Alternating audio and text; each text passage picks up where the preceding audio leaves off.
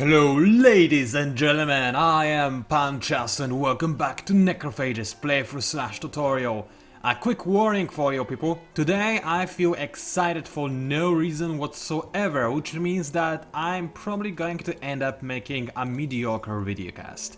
This is usually how good my videocasts are when I'm super excited, because I make best videocasts when I'm in a smooth jazz mood. When I actually, speak coherent words and focus on what I'm doing instead of being all like which I kinda am right now. Yeah, but I think it's going to be a decent videocast. I might speak too quickly, so I'm going to try and control myself, because you know me, when I get excited I kinda feel like I have to say everything my brain has to offer any second that it thinks. What? I don't even know what I'm saying. Anyway, see, it's happening already. Anyway, let's go ahead and start the battle. I do not dare go into auto battle for this one, because if I do, my proliferator will probably die, and it is something I can easily avoid. Also, those ramblers are level 5, which is mildly scary, although let's just say that for me right now it's not remotely scary whatsoever, but I'm not gonna say anything more than that. Alright, so the problem is those guys have the higher initiative, which is mighty scary because they do have their beam abilities, so I need to walk in such a way that I can protect my Necrophages and make the foragers take the majority of the hits. So I'm going to try and achieve just that. Now I also cannot make it so that my foragers are too close to each other, because if I were to put my forager here, then obviously a rumbler will walk here and just beam me to death, which would be not ideal. What I could do, however... Wait a second, how many foragers? Oh right, I have 3 of them. Alright, if I put a no, they can beam me so easily now. One from this angle, one from this angle. Not ideal. But the enemy moves fast, so all I truly need to do is make sure I'm out of their range, and then I will attack them. So this guy will walk 2 times forward, like here. Yeah, no way they can do anything to me. So they walk forward, then I walk at them and try to kill them as well as I possibly can. So they'll probably walk like... It's hard to guess where they will walk. It's AI, it's unpredictable. So I'm going to guess that this guy should walk over here. Actually, this is a horrible idea, and you know why? Because of beams. So what I want to do truly is to get behind them, but I cannot really do that. So if I cannot get behind them, at the very least I should be on the high ground to deal a bit more damage. So this guy is going to walk... Dude, walk over here, thank you. This guy is going to try and get behind them if you can, and this guy... Same deal, really. I'm not liking this, but at the very least they cannot beam me like this, because if I do manage to secure my position in such a way, then I'll block the only beam possibility from this angle and this angle. But I don't think this will happen, because those guys will occupy those 2 tiles, which is fine. They'll interrupt my current order, and those guys will focus on attacking somebody instead. They might do some weird stuff though, because buffing AI not always ideal, unfortunately. But I hope it will be okay. And in case those guys do not move to those 2 tiles, then my foragers will be in an ideal spot, to be quite frankly honest with you. As for the Necro drones, let us focus on a single guy to make sure that he is dead and he cannot, in fact... What's the word that I'm looking for? And that he cannot beam me, that's the word I'm looking for. So this guy, obviously super unpredictable, I would have never guessed that he'll move like so, but I guess they have it programmed so that they have to attack the proliferator with priority. So there is that. Also, I still think it's a little bit too quiet, the game. I have increased the audio settings before started recording, but it might not be enough, so just give me a second and I'll increase it a bit more. I can't, because I forgot that Endless Legend doesn't let you do that. Huh. Humdy hum. I cannot alt-tab, this would break fraps. Unless I just pause recording, but we have a battle. You will have to wait, the battle is going to be quiet for a second then. We're not even going to look at it for the time being, I guess. So, cellar being made over here, which is nice. Can I increase my science output? Yes, indeed I can. Let's try and do so as much as humanly possible. Whereas different cities are focusing on different stuff. Proliferators being made, lovey-dovey. And this guy is already parasited, isn't he? He should be... Yes, he indeed is parasited. How long does it last for? 5 turns. I'll easily kill him in 5 turns, I mean, come on. So this guy will not be able to kill my proliferator, that's very, very good. That's only because of the forest here though, so I was actually fairly lucky over there. This guy could not do this either, so that's also very, very good. It looks like I lost a Necrodrone and I'm probably going to lose another one. It's okay though, those guys are diseased, this one should fall, theoretically. But just in case he doesn't, let us actually have a backup plan in the form of this guy actually focusing on this Rambler instead. But seriously, Necrodrones can hit like drugs, so ouch. That was a beam. Forget about that. Either way, there was nothing I could have really done about it, I guess, so it's still okay. Necrodrone has wasted its retaliation, but at the same time it killed the target, which I guess is good enough for me. Lost a Forager, no big deal, because I still... Oh boy, that's a beam opportunity and a half, if I have ever seen one. Well, this could get nasty, let's just put it this way, but hopefully, with my attacks and with the addition of the disease, I will be able to knock out this Rambler before he beams my Prolificator to death, and I'm pretty sure I will be able to achieve just that this turn. Yes, indeed, very nice. So 2 more Foragers for me, at the cost of 1.5 Necrodrone, basically. And not the best trade, but keep in mind, it was a free trade, and I achieved what I wanted, to gain some free dust. Now I can get the Spike of the Defender. Yay, for useless stuff that you will never use. Well, that will probably be changed in the future, so at the very least there is that. So far so okay. Now there will be more Ursas that will try to destroy my city. Oh, they spawn inside my own region. Usually they spawn a little bit farther away and you can intercept them before they reach your city. But I guess it sometimes varies. Either way, before we do anything, let us interact with the ruins. Very nice. I just realized I should probably be using a hero of this army. And I'll do exactly that, because I do want to level my hero up, and what levels him up better than fights and ruins? Well, right now I didn't need to make him stand here, because, yeah, he's basically doing nothing now, except for gaining a bit of experience from army, so that was a bit of a dumb move, but I'll take it, I guess. Dumb moves are sometimes necessary.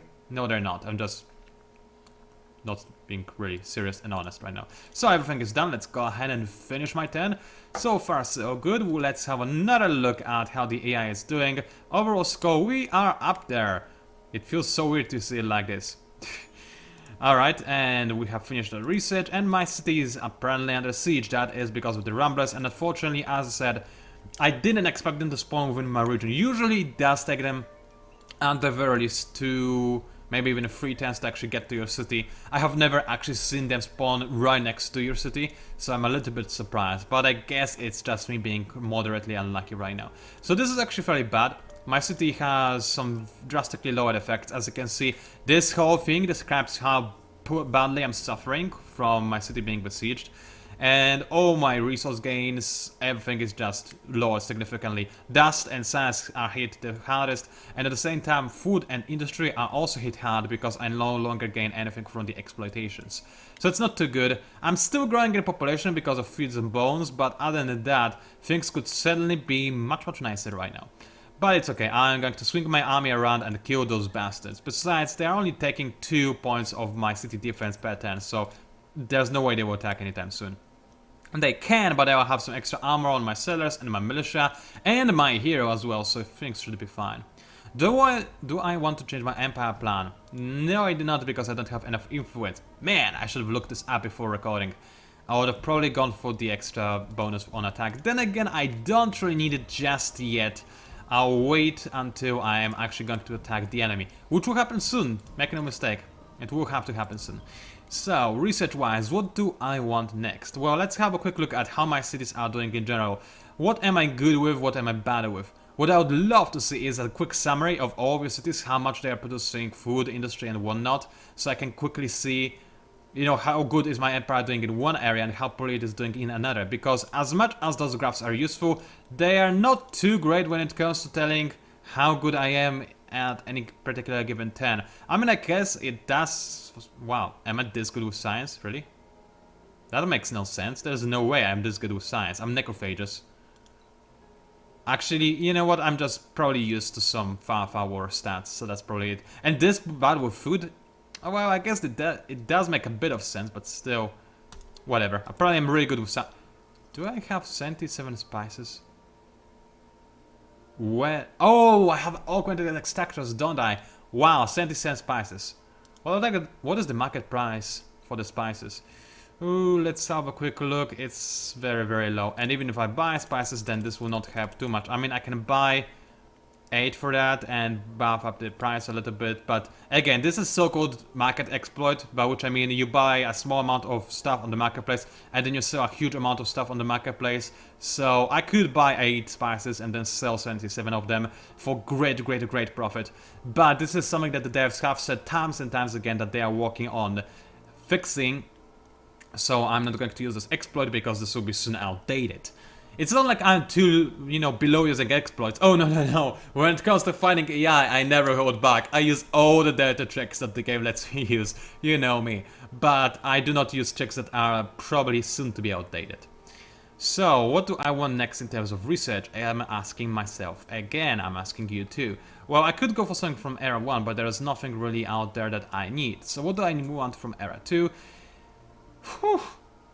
Short and honest answer is I have no effing clue. No, seriously, I actually do not need anything in particular truly badly right now. I mean, I'm probably going to go for extra production in food because that's always the nice staple thing. But at the same time, do you know what I really am tempted to go for? Science. Why? Because I'm already doing good with science, better than the 2 AIs I met so far. Why not keep being better and better in science? You know what is scarier than an insanely powerful army of Necrophages? An insanely powerful army of Necrophages that is also more advanced than other armies. I really like this idea. That's not something I would traditionally go for as Necrophages, but right now, this is something you need to do in your own games as well. Adapt. If you see that you're doing very well in one area, for example science, then what you can do is either try to do better in areas you're doing poorly, but food is always going to be bad for Necros, or alternatively, you can actually try to Oh. That's because I'm besieged. That's why my science dropped, by the way. Yeah, but either, if not for that, it would be pretty high still. So, I say that my science is actually pretty great. I mean, AI is now catching up to me, but regardless, if I'm doing this great in terms of science, let's just try to keep doing better and better and stay ahead of the AI, which is something that you need to do as much as possible, especially later when the AI is improved. I think I can say without breaking any ideas that the devs, of course I can, I just realized they have thought about this on the dev blog as well. So yeah, they are working on the AI quite heavily, so it is going to be more and more challenging in the future. Yeah. So, let's have a quick thing. I'm not going to endanger my cellar, I can endanger militia, why not? Of course, I am sacrificing my hero, not really sacrificing him, but I'm not using him, whereas Necrophages heroes are pretty good in combat for obvious reasons. They have generally very good stats for heroes, and yeah, that's about it. Just pretty much good stats, that's why they are so good. But I don't need them. This army is perfectly capable of taking those guys out, especially with the addition of militia. I'm tempted to auto-battle, but again, Prolificator will not let me take this kind of a risk. So let's just go ahead and have a quick fight, shall we? The enemy is setting up over there. I guess they want to go for a flanking maneuver of some sort. And I cannot really go for a Sparta option either, but what I can do is not much really. I can put my Prolificator right here, so... Wait, he cannot fire over the cliffs. Can he? No, he cannot. Let's see if I can trick the AI into trying to attack from this angle. So first things first, if I put my Prolificator here, the enemy can actually go ahead and beam me to death. So let's not do that, that would be very stupid. Let's move backwards a little bit, move to the side as much as I can so that the AI does indeed try to go to this side of the battlefield rather than flank me from over here, which could get a little bit nasty. And now it's all good, so let's go ahead and start this battle. Now the cool, awesome thing about the Draken hero is that he can heal my units, so please do heal my Prolificator. Actually, he can wait. Heal my Necrodrones first, they need it the most, especially since they're going to be involved in some battle pretty quickly. As for everybody else, focus on a single type of enemy and make sure he's dead in a single turn. Now the good thing is that my Prolificator has the best initiative in my army, so no matter what happens, I basically guarantee myself that this guy will get infected, parasited even, and that he will die right afterwards. So that's pretty good. I guarantee myself some extra units, which is again just kinda great. Alright, also it is actually, you know what else is good? Because I'm going to parasite the enemy, I'll be able to test something that I saw in a comment on the last videocast about possible army cost disparity when you abuse the Prolificator bug, which causes you to have multiple more units in an army than you're actually allowed to have, so we're going to have a quick look at how that works. Obviously it is a bug, so even if the results are positive, I'm not going to abuse it, because obviously bugs have a tendency of being fixed. Alright, so this guy is obviously going down. He did not even stand a chance, so I'm pretty happy with what I see so far. Might have foragers and militia are not going to do much. Unfortunately, I'm in a prime... Ooh, this beam could be so devastating. Please, AI... I don't think AI is this dumb not to beam me over here, because this would just utterly F my units up. I mean, this would be devastating. It's gonna hurt a lot. Alright, dear hero, please heal up the prayer fighters so that I can actually auto-battle the next battle. Maybe I should heal up some Necrodrons some more, actually. Yeah, Necrodrons do need some extra heals. So I'll go ahead and do that. And thankful... Oh no, they're not dumb. They're definitely smart. Did they not attack? Well, cancel everything NASA said about the AI ever, because apparently it just had a brain surgery and its brain was completely removed. It sometimes happens. I've seen Quentin Tarantino's movies, so I know what I'm saying, it happens. Right? Movies are real, right? Anyway, let's let those guys duke it out, because obviously you know how this battle is going to end right now. And finally I'll be able to move the settler into where he actually needs to go. Meanwhile, what I'm going to do is just actually focus on food production exclusively, because I do need the city to grow a little bit faster. One problem I seem to have quite consistently is actually having my cities have less population than the AI cities. Obviously AI on highest difficulty settings cheat, that's natural. But it still is not the best if you know what I'm trying to say. Obviously you do, you're not dumb. So what I am trying to do is actually make myself improve this. I always overestimate the power of industry and underestimate the power of food. I'm not truly underestimate and overestimate. I do believe that I'm making good decisions by trying to maximize my army, but you know what is my problem? I always play as a warmonger even when I don't want to play as a warmonger. It's just my style. I like to have those big bulky armies, harass people that are weaker than me, abuse my power, things like that. The rationale that is behind this in my brain is very simple. I can have an economy that is worse than the enemy's economy because I'm simply going to steal the enemy's economy by conquering their cities. Genius, isn't it? It actually works most of the time. That's how I win my games in an Endless Legend. Although sometimes it is very difficult for me to actually break out of the scheme. Sometimes I want and try to test the more peaceful options to win the game, and every time halfway through I find myself making armies marching at the enemy. It's so hard to resist, it really is. Anyway, let's stop talking about my horrible warmongering ways and focus on the quest. Obviously, as always, you can pause the videocast and read it, not a problem with that. I need to gather titanium and spices. Of course, the game hates me, and while it was nice enough to let me use spices, which I have an abundance of, I also have to gather 10 titanium, which I'll have to pay a lot for. And I do mean a lot. I mean, 10 titanium, thankfully it is pretty cheap right now because nobody was buying it, but if I were to buy 10, that's 62 dust. Not that bad actually, I'm just going to go ahead and buy it. So let's do just that. Now the price for titanium is extraordinarily high. Now of course I know again that I could have bought more titanium to be able to use it with Alchemy Workshop, but again I do expect there to be some kind of market change sooner or later. Probably before release, maybe after, who knows, I don't. But I don't want to abuse the marketplace too much, and by buying a larger amount of things on the marketplace I feel like I would have been. So again, I'm trying to hinder my progress as much as I can on every step along the way, and I hope you don't mind this. It is supposed to be a tutorial, and tutorials in my mind only get better when you actually make them more difficult for yourself. Because you know, you simulate a challenge, a bigger challenge that you'll usually meet, so if a person watching this particular tutorial meets a big challenge that they did not expect to meet, they'll know how to combat it. That is at the very least the rationale behind my mind, so I'm going to go ahead and stick to it. Alright, forager is done. Where did I want to settle him? Somewhere around here, wasn't it? I think so, because in here I can make a try. Oh, there's actually quite a few anomalies over here. Spire rock build, that's very nice for industry. Very nice. I mean, can I make a good triangle here? Yes, I can make a decent triangle like so. But instead if I settle here, that doesn't give me happiness though. There is a river true, but this gives me happiness, which is extraordinarily important. And the amount of production I would gain from those tiles is really nice. And then I expand to get some extra food. It's not a very good tile set right here because of my faction ability, but it's not too bad either, you know? So let's go ahead and settle on this tower right here. Thankfully nowadays you do gain some efficiency from villages, not like in the old days when they were utterly useless. Do you still remember those times? Oh, trust me, I did. I think... Have I played more of these old times than the new times in Endless Legend? I'm pretty sure I have. I have played it for quite a while, haven't I?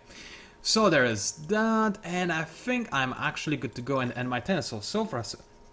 Oh, for a second I thought it's 25 minutes long, this video cast already. No, it's only 20 minutes, it's good. I was really afraid that I'm taking forever to do very simple stuff, but I like to talk! Which I guess you're all aware of already, because I do this like all the time, every time. But still, that is a fact that you need to accept. Alright, Forager and a Prolificator. Even with a hero, which I actually don't have assigned, they would probably not be... actually... With 2 militia, nah, I wouldn't deal enough damage with a Forager. They are pretty rubbish when it comes to damage dealing. I'm also losing some dust, I'm aware. That's because I have a fairly big-ish army. And I'm making more armies as well every time we speak. But I'm about to settle a new city, so it's going to be offset slightly, which is okay. Alright, my army, it doesn't have any plans, does it? Alright, let's go ahead and see where I want to tell it to go. Now, there is a possibility that there is some land on the north of me, but I feel like it's probably just nothing. They're probably just... My island probably ends here, or peninsula rather, and there's just ocean further along the way. I do see some pink, so there is... Who's that? Ardent Mages? I think I gave pink to Ardent Mages, so there might be over there. But instead, let's go ahead and right here and see what the Brokerlords can say for themselves. I think I could possibly take them out relatively easily, but we'll see how easy it is actually truly going to be. Alright, I didn't like the fact that I'm losing dust. I'm thinking about changing this slightly, but I also want to see what I can buy with the amount of dust I have. The answer is nothing whatsoever. I could buy some luxuries, but I'm about to get a lot of Titan bones. So getting even more Titan bows, no, that doesn't make much sense, does it? I'm not too sure. But you know what I am going to do? Next time, please effing remind me to use spices, because I will forget. And also I have 2 stockpiles, so following my custom rule that I set up in the previous videocast, I believe all the videocasts after that, I'm going to use one of those stockpiles. And I'll probably use it... either in my newly created city or in Rachel, actually, because Rachel does need to have some extra population. It is my capital per se, but it's not doing too hot for a capital. Then again, this city doesn't have a lot of food in its area whatsoever. In fact, it's about to die, which is kinda amusing, isn't it? So let's fix that real quick. Yeah, this city certainly does need to have a bit more of that. And by that I mean food. So let's fix that real quick as well. And I'm going to speed up the construction of some structures as well. Yes, I did say that you need to stockpile dust as much as possible in your cities, but when I set a new city, I believe that if you can speed up seed storage and mill foundry, you should, because they are the absolute basics. With them, your city is going to grow much faster, and without them, it's just a very slow and painful process, which weakens you more so than it makes it stronger for a very long time. So let's give that food stockpile to Dels, which is now going to grow a new population in a single turn, because this is a ridiculous amount of food it has. How do I rename it? Let's think. I know. Accessory, for crying out loud. That's too long. Is that how you spell accessories? Maybe I'm spelling it wrong. Let's have a quick look at the research. I don't remember if I'm spelling it right. Accessories. Yeah, no, I am definitely spelling this right. Man, I like the S. What do I do with the S? Accessory? That wouldn't sound nice. Okay, let's go for something else. Silver! Alright, she likes that. She prefers gold, but she cannot wear it. So let's go for silver. Yeah, that's a nice name for a city, silver. That's actually a name that... I don't know why, but it feels like the kind of name you would give to a dog. Silver. Silver, come here, buddy. Dinner is ready. Yeah, I totally could give this kind of name to a dog. So now we are pretty... Oh, crying out loud, I forgot to do it! I even reminded myself to activate spices right before I settle, right? You remember me saying this, and yet I didn't, because my memory is absolute worst. I may have the game knowledge, okay? I guess you could argue that I'm okay with that. But when it comes to practical use, I'm horrible, because I effing forget everything all the time. Whatever. Let's activate the spices right now, I guess. Why not? I have an empty spot to assimilate the Ursus. Do I want to? Well, having a production cost reduction is not bad, but this unit is not too useful as a unit to have in my empire. But what other options do I have right now? In my capital, who do I have? Hurnas. I like the idea of having Hurnas in my empire, I'll be honest. I'll probably keep the Hurnas actually, instead of Ramblers. I mean, it is tempting to get Ramblers because I have 3 villages of Ramblers, which would give me actually 15% reduction in production cost. 50% is a lot. I'm gonna go ahead and assimilate them. I really like this idea. This will make things much cheaper to create for me. And because I am a warmonger, I do like when things are cheaper, don't I? So let's go ahead and do just that. Now my city is content instead of unhappy because I used a booster. So what next do I need to do? I do want to create a triangle, but before I finish doing a triangle, this city will be horribly unhappy. Which I can deal with because I'll be able to make a triangle pretty quickly. I have 4 population, about to have 5. Not enough for a triangle, but it's enough for a partial triangle, which will make one of the districts slightly happier already. So let's go ahead and keep making it. Should I actually go in this direction? No, because I would lose a bit of fixed income from this tile, which is worthless. Should I make a reverse triangle? Same problem. I kind of want to grab more of this river, but right now...